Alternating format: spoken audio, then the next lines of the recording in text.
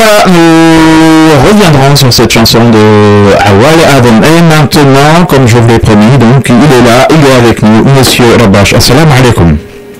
Alaykoum assalam wa rahmatullahi wa barakatuh. Bien, on va commencer par les petits détails techniques. J'espère que vous nous entendez bien. Très bien, oui. Ok. Allô? Oui, je vous entends. D'accord. Je suis là. Oui, donc je disais, Monsieur Rabash, qui, comme vous le savez toutes et tous, a été un acteur très très important de l'aventure USN à Djibouti. Avant de commencer quoi que ce soit, nous allons juste lui demander, Monsieur Rabash, qui êtes-vous et qu'est-ce que le CDU à Djibouti? Je suis actuellement le vice-président du parti CDU. Et quant à l'USN, j'étais vice-président de commission des finances. D'accord.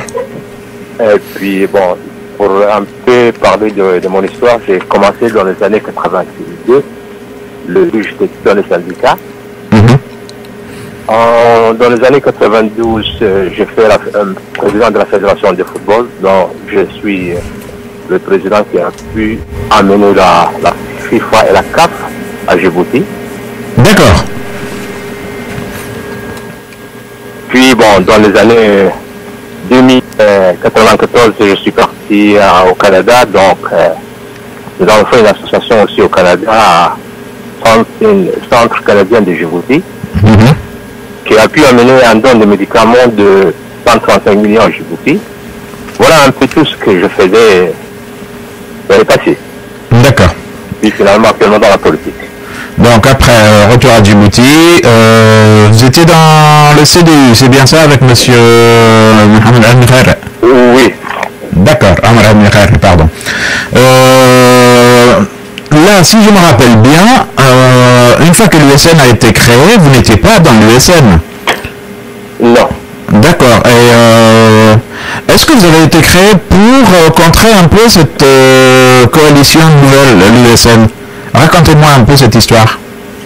D'accord, ben bon, c'est ça d'abord pour contrer une chose, on compte seulement une chose qui est existante. Donc à l'époque, l'USN n'existait pas. Le pays a été autorisé en septembre 2012. En octobre, nous avons fait notre congrès à Djibouti. Et c'est là que nous avons décidé de participer aux élections prochaines de 2013, après une longue séance de 10 ans de l'opposition. Oui, la période vous le savez, bon, le boycott, oui. Oui. Et comme certains le connaissent, l'USN a été créé en janvier 2013. Oui, oui, je confirme. Plutôt, je peux dire que bon, l'USN, peut-être, bon, je ne dis pas en général, mais certains éléments de l'USN étaient juste pour contrer le CDU. D'accord, vous renversez la vapeur en disant que c'est plutôt l'USN qui a été créé pour contrer le CDU. Est-ce que vous pensez, le CDU, qu'est-ce que ça vaut exactement dans le paysage politique djiboutien? Quel est le poids du CDU? Le CDI, comme vous le savez, bon, il y a quand même des gens qui ont quand même importants, comme Omar El-Mekhaled, qui est depuis dans les années 67. Puis, je ne veux pas me flatter. Bon, il y a des éléments, bon, comme moi, par exemple, qui connaît la société, qui a travaillé dans le milieu syndicalisme, le football djiboutien. Nous avons eu quand même quelques gens d'expérience à former le CDI. Et là, l'idée pour le CDI, c'était juste, d'après le nom, le Centre démocrate unifié. Comme il n'y avait pas d'opposition, il fallait quand même unir toute l'opposition au nom du CDI. Mais malheureusement, certains ont eu le malheur de faire le contraire, et puis bon, la suite, nous le connaissons. D'accord, donc CDU d'un côté, l'USN a été créé, vous avez participé aux élections. Votre score n'a pas été très très fort à l'époque. On peut dire. D'accord, et par la suite, vous avez décidé donc, une fois les résultats donnés, de participer à la fameuse coalition de l'USN. Vous m'arrêtez si je me trompe. Juste, bon là, je vais ajouter que bon, comme nous avons participé, l'USN et le CDI, bon, l'USN, quand elle avait créé, ils avaient demandé qu'on soit dans la coalition, mais on ne pouvait pas puisque ça a été déjà dans le congrès, on avait décidé avant eux, mais on avait dit qu'on va essayer de collaborer avec vous et que nous allons rester ensemble. Malheureusement, pendant les campagnes, si vous regardez, le CDI parlait toujours du programme et de l'avenir, ce qu'il veut faire. Mais quant à l'USN, certains éléments de l'USN, je dis bien certains, ont toujours le don contre le CDI et l'attaquer. Et si on revient au résultat, le CDI était le premier parti qui a annoncé même le résultat de l'USN, que l'USN a gagné. Alors que l'USN n'a pas pu dire, et comme vous le savez, il fallait attendre jusqu'à 4 heures du matin le gouvernement pour annoncer le résultat. Donc, c'est à ce moment-là, bon, je ne vais pas condamner toute l'USN, il y avait de bons éléments, il y avait quand même des sages, et après que nous avons décidé de mettre la force, après une longue négociation, on a essayé, puisque nous étions le centre là, on a essayé de faire approche l'opposition et puis l'USN et je vais dire l'UMP. Ça n'a pas été du côté du gouvernement, ils ont refusé. Il fallait coûte que coûte qu'on reconnaisse les résultats. Et c'est ça qui a pu amener que nous soyons avec l'USN. D'accord, c'était juste par rapport donc aux résultats. Ok, vous avez tenu bon pendant à peu près 2 ans. Et puis à un moment donné, il fallait quand même que c'était une des conditions que vous avez acceptées, que tout l'USN avait accepté. Donc la condition de l'APP, c'était que les députés de l'USN puissent intégrer le Parlement djiboutien.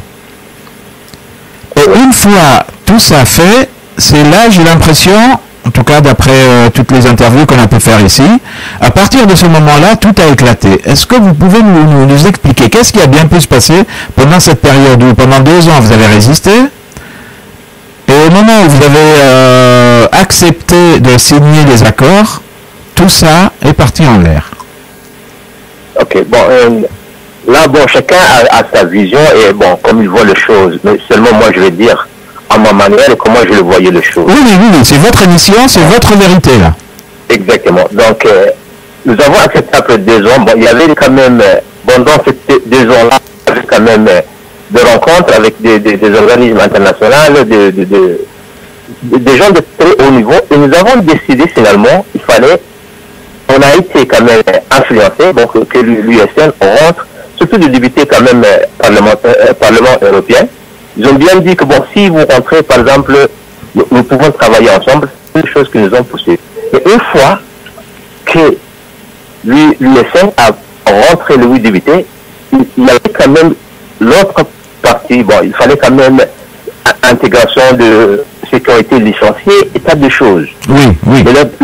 Mais le problème, c'est que bon, certains éléments de l'USN ne voulaient pas du tout. Bon, même quand vous regardez l'accord, DAF n'a jamais été d'accord à cet accord.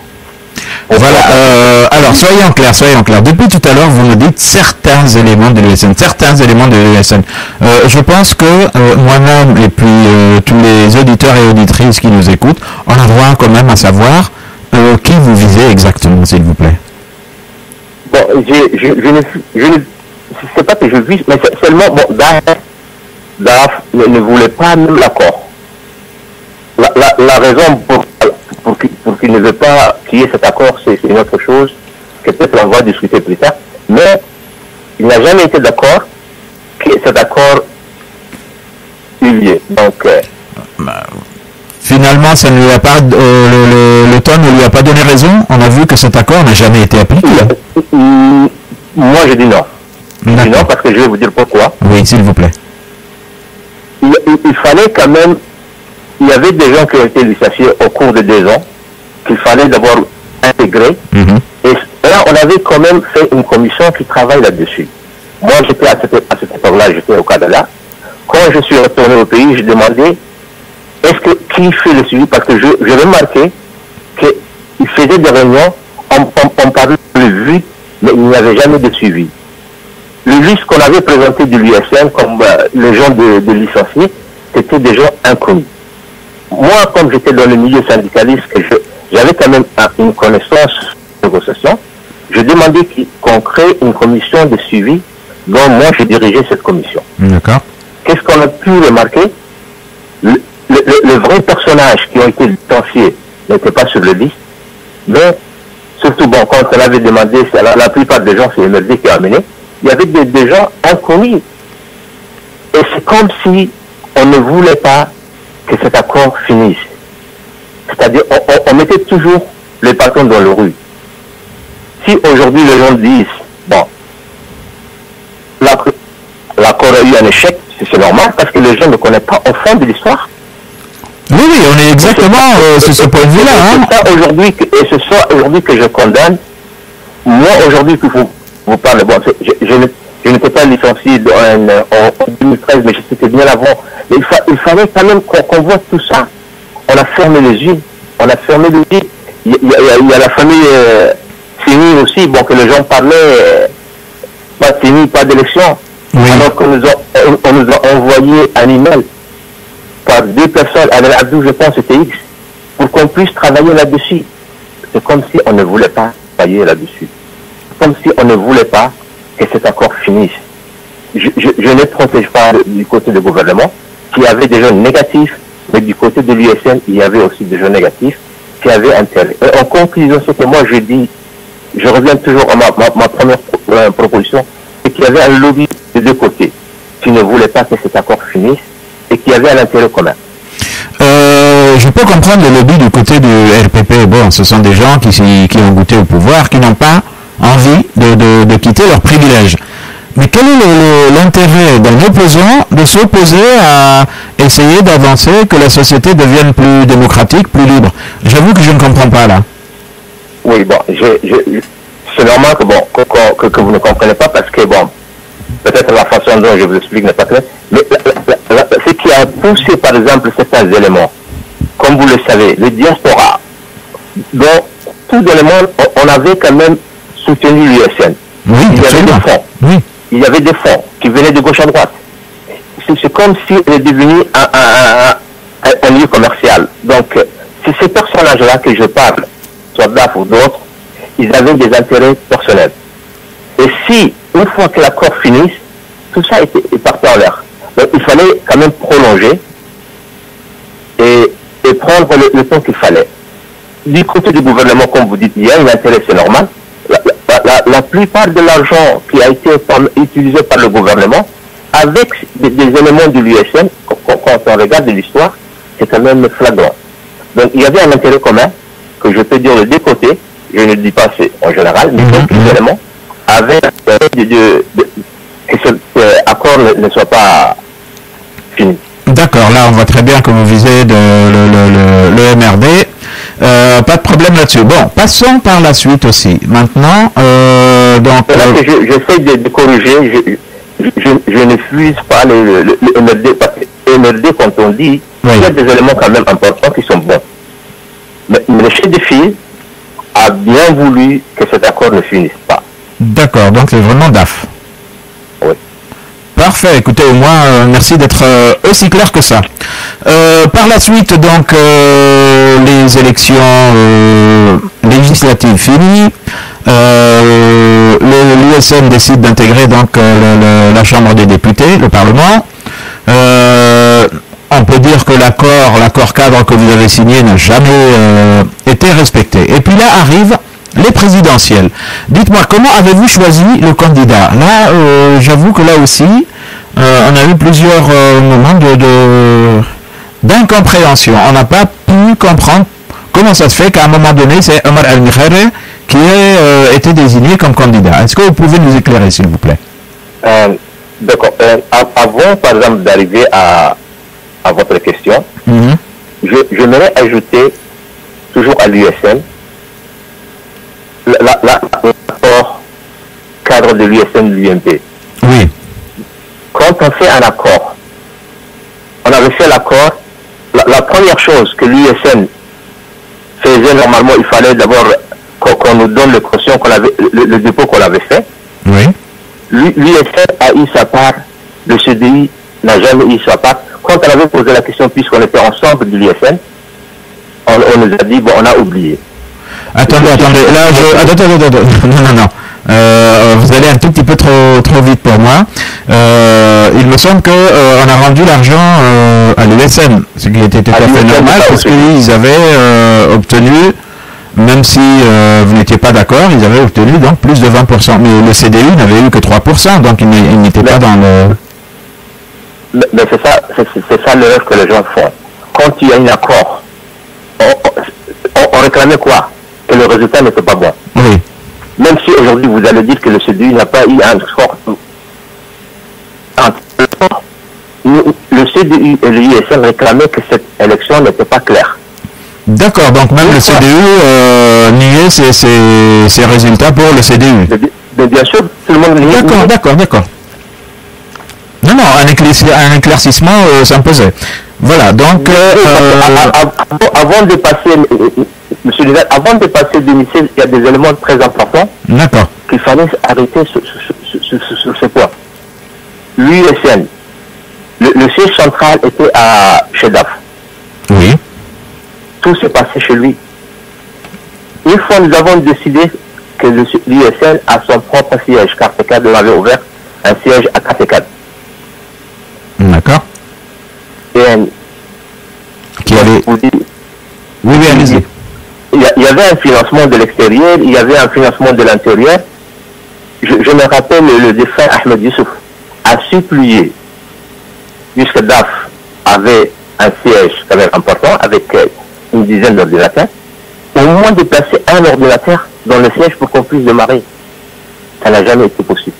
Ça n'a jamais été fait. Pourquoi? C'est pas personnel, mais c'est juste pour vous dire que l'USN a été tué par ce monsieur. Il n'a pas pu donner un seul ordinateur. Alors que moi, par exemple, j'avais quand même 2 ordinateurs chez moi. J'ai dit, monsieur Ahmed Youssouf, je vous amène. Tout de là, que Ahmed Youssouf a eu confiance. Parce qu'au début, il me disait que bon, je suis quand même un petit pateur, je fais ceci et cela. Donc c'est pour vous dire, avec tout cet argent qui venait de gauche à droite, du Canada, de l'Europe, on n'a pas pu avoir un seul ordinateur pour l'USN.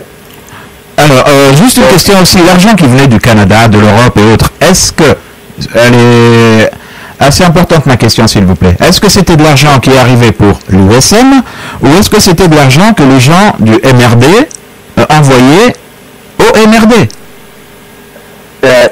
Cet argent, bon, je ne peux pas répondre en Europe, mais au Canada, je peux répondre quand même. C'était de l'argent qui a été envoyé par l'USN. Mais qu'est-ce qui s'est passé? Puisque DAF était à l'extérieur du pays, il avait des contacts. On adressait cet argent toujours à DAF. Et au sein de l'USN, on faisait quand même avec le monde confiance, et c'est celui qui gérait.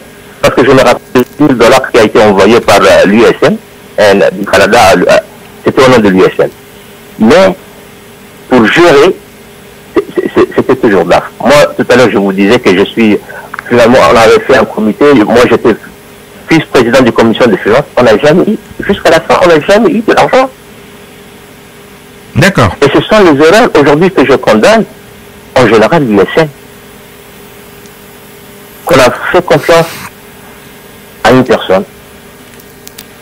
Donc, si j'essaie de revenir à votre question, l'USN, quand on est arrivé, on avait exigé d'avoir un chat, de faire quelque chose qu'on puisse travailler là. On avait fait un chat.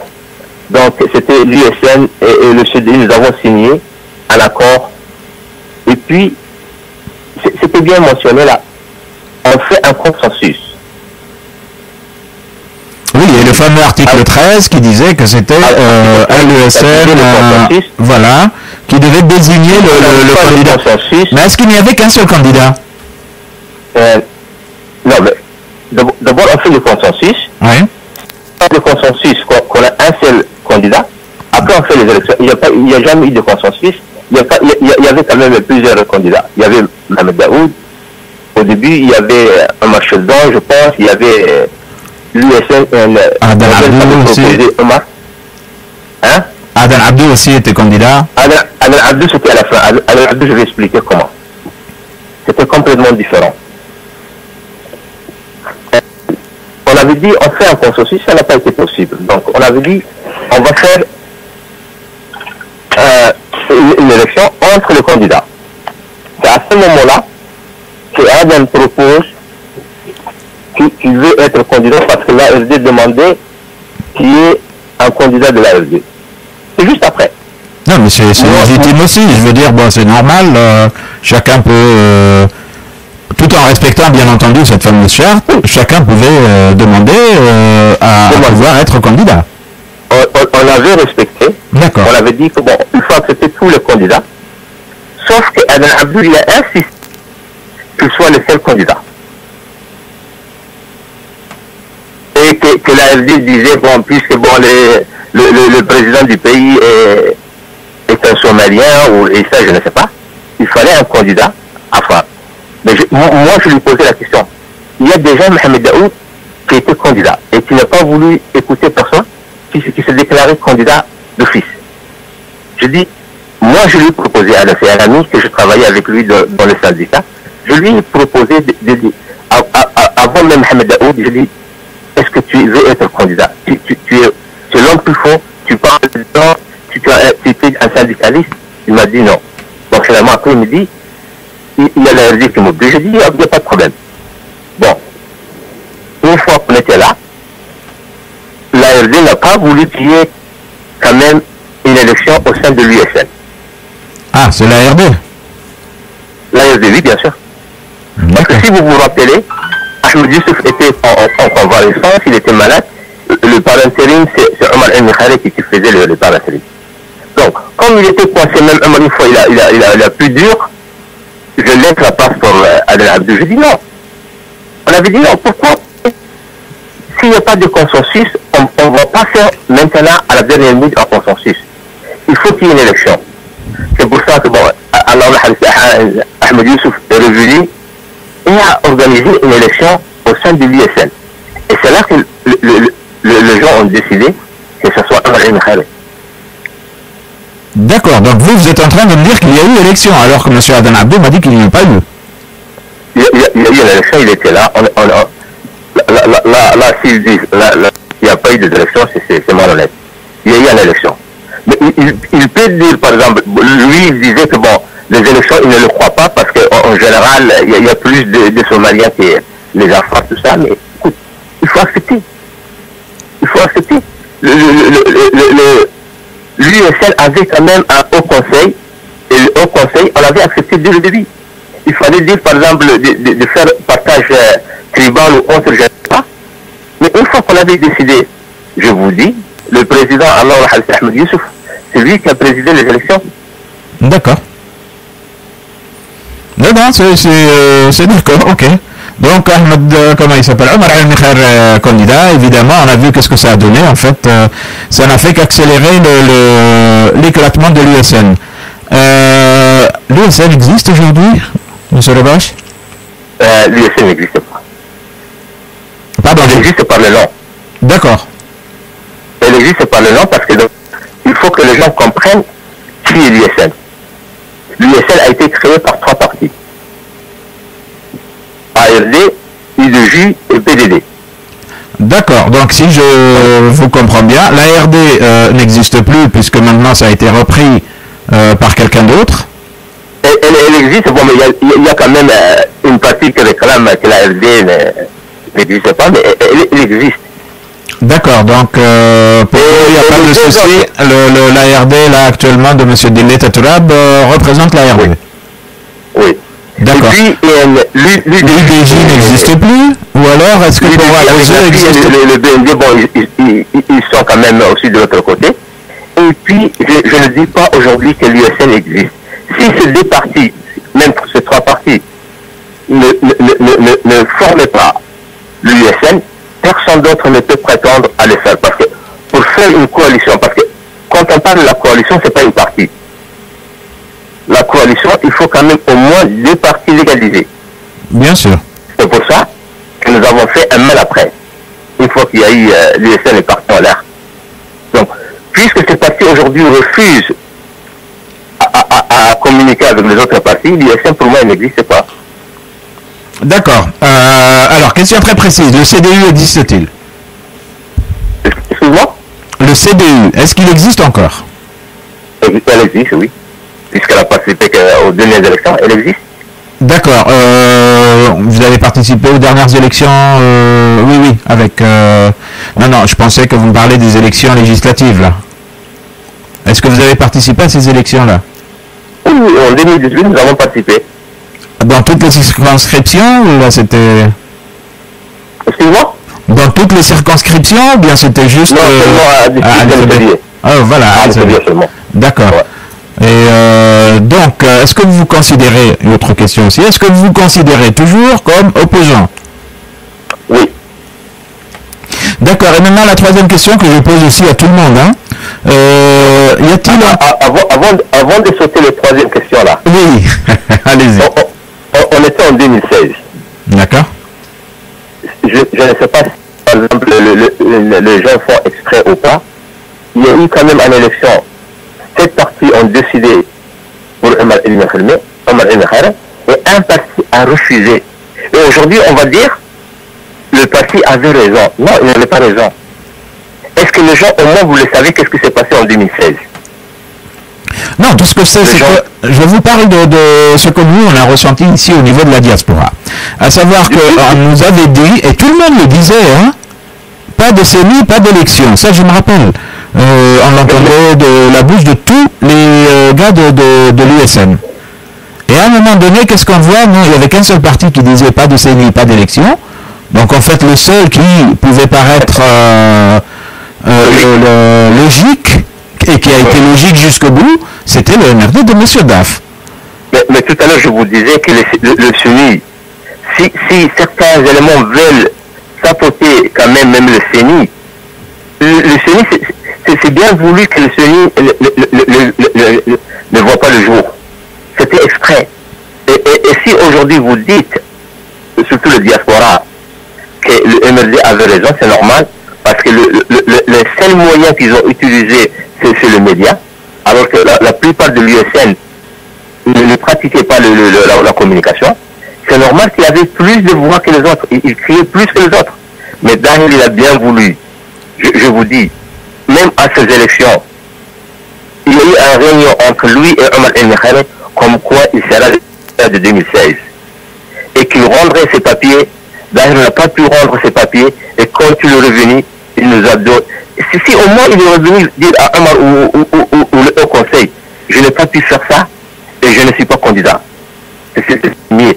Mais il revient avec un autre terme en disant, pas de CENI, pas d'élection.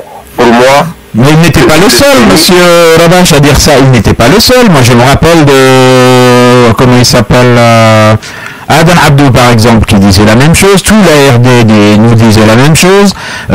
Quelqu'un qui était responsable aussi, monsieur Meidel, qui nous disait la même chose. Tout le monde disait pas de CENI, pas d'élection, non? Ok, tout à fait. Mais pourquoi, au début, quand il proposait Omar et qu'il faisait quand même... tout ce temps-là, pourquoi ils n'ont pas dit pas de CENI, pas d'élection? Parce que quand il y a eu un désaccord après, qu'il y a eu des problèmes, tout le monde aujourd'hui, tout le monde après, bon, c'est fait quand même une protection de dire il n'y a pas de CENI, pas d'élection. Mais est-ce que les gens sachent la vraie histoire à l'intérieur de l'USN? Non, ça, les gens ne l'avaient pas. Allez-y. Pourquoi les gens ne posent pas la question à ces gens-là qui disaient aujourd'hui, pourquoi au début ils n'ont pas pu dire? Pourquoi au début ils ont mis le chariot avant le bœuf? C'est eux qui ont insisté, c'est eux qui ont influencé Omar qu'il soit candidat, parce qu'il était le seul, d'après eux, il était le seul qui peut unir, le seul qui peut unir les gens. Et encore, le parti caché aujourd'hui que les gens ne sachent pas. Omar, mais à cette élection, il gagnait, c'était pour une année ou pour 2 ans, pour régler le problème interne et refaire une élection démocratique. Et ça, personne n'en parle.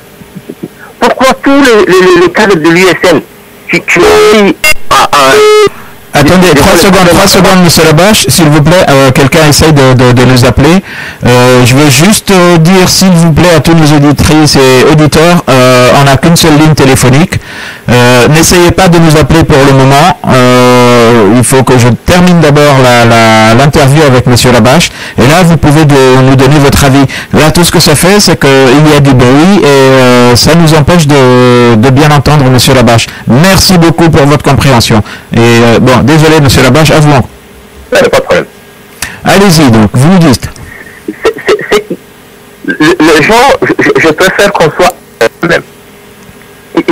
Il n'y a pas de problème personnel, mais c'est une réalité. Il y a un constat qu'on doit faire. Et si les gens ne sont pas réalistes à faire ce constat, on ne saura jamais le problème de l'USN. Omar El Mekhare a refusé au début le modèle et d'autres partis ont insisté. Même, on ne nous a même pas demandé l'avis de celui. On a dit que c'est la seule personne qui peut unir. Donc, une fois qu'ils ont mis ça, après ils disent, bon, il n'y a pas de CENI, pas d'élection. Et ça ne se fait pas. Parce qu'ils savaient que le CENI ne venait jamais. Certains d'entre nous ont sapoté. Mais c'est qui les certains d'entre nous? Parce que je sais que vous citez souvent le modèle, mais le modèle n'a pas voulu participer quand il y a eu Omar El Mekhare, non? Non. Le modèle, c'était le premier parti qui a proposé Omar El Mekhare. Au départ. Qui a insisté même. C'est pas qui a insisté. Et par la suite. Et après, qu'est-ce qui s'est passé? Donc, je m'excuse de dire ça, mais certains éléments de modèle, surtout les mêmes les moteurs, avaient des liens avec DAF. Une fois qu'on a décidé qu'il y ait les élections, c'est après ça qu'ils ont dit, on a fait un vote interne de modèle, et puis en majorité ils ont dit non. Alors pourquoi vous avez accepté? Pourquoi vous avez proposé au début un match? Pour nous, c'est un jeu. C'était un jeu, et il faut quand même, le public a droit de savoir qu'est-ce qui s'est passé. Je sais qu'aujourd'hui beaucoup de gens vont contredire ce que je dis. Je ne dis pas de me croire. Il faut que les gens fassent quand même de recherche. Aujourd'hui, quand même, le monde est évolué. Il faut qu'on sache. Ce monde, aujourd'hui, qui avait quand même le soif d'un changement, a été trahi. Il faut qu'on sache. Il a été trahi donc par un homme qui s'appelle DAF. Je ne dis pas seulement il est seul, mais il y a d'autres qui vont soutenir après, comme quelques éléments de modèle. D'accord. Alors, là donc, si je peux me permettre, ma troisième question, y a-t-il encore possibilité de discuter avec d'autres gens que ce soit de la société civile ou des politiques ou autres, pour reconstruire une opposition à Djibouti? Tout est possible. Tout est possible, mais à une seule chose. Il faut que les Djiboutiens quand même, il n'y a pas que les dizaines de personnes qui ont dirigé l'USN qui est à Djibouti. Il y a pas mal d'intellectuels à Djibouti qui ferment les yeux, qui ne disent rien, qui suivent seulement aveuglement, même si je peux dire, au parti. Même que ce soit le CDI. Je dis aux gens, il faut nous juger. Il faut diagnostiquer. Il faut savoir qu'est-ce qui s'est passé. Quand on fait une partie, on ne doit pas soutenir. Aujourd'hui, le problème qu'il y a à Djibouti, les gens vont te soutenir par tribal, par connaissance, ou ainsi de suite. Alors qu'une partie, normalement, on doit juger. Quel résultat as-tu fait? Si le parti n'a pas fait un résultat, si le parti ne peut pas participer des élections, donc il faut que les gens jugent. Moi, je dis, les Djiboutiens ont droit quand même une réponse. Et c'est cette interview que vous faites, je ne sais pas si vous êtes conscient, ne restez pas seulement au sein de l'USN, le cadre de l'USN, sortez dans ce cercle-là et continuez, parce qu'il faut qu'il y ait quand même quelque chose qui soit. Non, au niveau des interviews, on fait ce qu'on peut ici. Je vais interviewer tout le monde. En tout cas, tous ceux qui veulent bien me répondre. Il y a déjà eu quelques-uns qui ont répondu avant, d'autres qui vont certainement suivre. Nous, tout ce qu'on voulait, c'était justement ce genre de bilan. Qu'est-ce qui a bien pu se passer? Vous nous donnez votre vérité aujourd'hui. On vous remercie pour ça. Et puis, on voulait savoir, donc, alors, pour vous, y a-t-il possibilité? Vous me dites oui. Mais avec qui ne faudrait-il pas travailler, ou avec qui faudrait-il travailler pour arriver à du concret? Quand, par exemple, je parle de mon avis, toute personne qui veut faire un changement a le droit de le faire, on peut travailler avec lui. Mais ce sont les conditions aujourd'hui. Si les gens aujourd'hui disent, par exemple, le CDI, on ne le reconnaît pas parce que c'est le gouvernement qui en fait, qui vont prétendre des choses inexistantes, pour moi, ce sont ces parties qui ont été faites après CDI 2013 que le gouvernement, je peux dire que le gouvernement a, même si ce n'est pas tout le gouvernement, certains éléments du gouvernement ont des contacts. Je vais vous donner un exemple. Nous avons participé à l'élection de 2018. D'accord. En 2016, en 2018, c'est ceux qui combattaient contre nous. C'était pas le gouvernement. C'est au sein de l'opposition. Pourquoi? La question que je me pose aujourd'hui, qu'on soit tort ou pas, qu'on soit influencé par le gouvernement ou pas, c'est autre chose. Mais quand on parle d'une opposition, comment une opposition peut contredire une autre opposition? C'est ce qui est déjà faux. En 2016, le MRD frappait les portes, elle faisait de porte à porte pour dire qu'Omar Elmi était du côté du gouvernement, ne votez pas pour lui. Qu'est-ce qu'il gagnait? Il disait même, si vous voulez vraiment voter, il faut voter pour Ismaël Omar. En 2018, ils ont fait tout pour qu'on participe à les élections de 2018. Donc, vous êtes en train de me dire que pour le MRD, il valait mieux voter pour Ismaël Omar que pour Omar Elmi. À Djibouti, nous avons vu des éléments, des participants, comme on a dit, qui frappaient les portes, qui influençaient aux gens de ne pas voter pour Omar Elmi parce qu'on lui a donné de l'argent, même si vous voulez voter pour Ismaël Omar. Il disait ça. D'accord. Et le presse est là. Donc, la question que je me pose aujourd'hui, là, si on veut travailler avec des gens, et tout à l'heure je vous disais là, que c'est pas tous les MRD, il y a des éléments aujourd'hui que je peux travailler avec les MRD, mais ceux qui ne sont pas honnêtes, ceux qui nous ont trahis, je ne devrais pas travailler avec eux. Et aujourd'hui, si on veut faire vraiment une chose, tout à l'heure, en 2018, on avait dit, le parti légalisé doit faire quelque chose. Bon, on a dit, on ne peut pas faire confiance. J'ai dit, venez à l'intérieur du parti, faire les changements que vous voulez, et puis qu'on travaille pour d'abord faire un changement. Parce qu'aujourd'hui, ce qu'on veut, c'est quoi? Le système, pour moi, c'est un système. Et certains disent c'est un seul personne, c'est cela, mais c'est un système qu'il faut changer. Si ce système, il faut le changer, par tous les moyens, il faut le faire. Si aujourd'hui les Djiboutiens veulent unir ensemble, peu importe le nom qu'ils vont utiliser, mais qu'on vient ensemble, qu'on discute, et à partir de là, on peut faire quelque chose. Mais si aveuglément on fait comme l'USN, une coalition, ça ne va jamais arriver. Et je vous dis, c'est ce que le système aujourd'hui peut faire. D'accord, écoutez, merci beaucoup. Au moins, ça a le mérite d'être très très très clair. Votre message est très clair. Merci beaucoup. Juste pour ça, et puis peut-être une dernière question avant de nous quitter, Monsieur Labache. Bon, à un moment donné, là, on parle des erreurs que les autres ont fait et tout, puis on oublie souvent de parler des erreurs que nous-mêmes on a fait. Est-ce que y a-t-il des erreurs dans votre démarche à vous, maintenant, personnellement, Monsieur Labache? Et quelles ont été vos erreurs pendant cette période-là, et quelles ont été les erreurs du CDI, par exemple?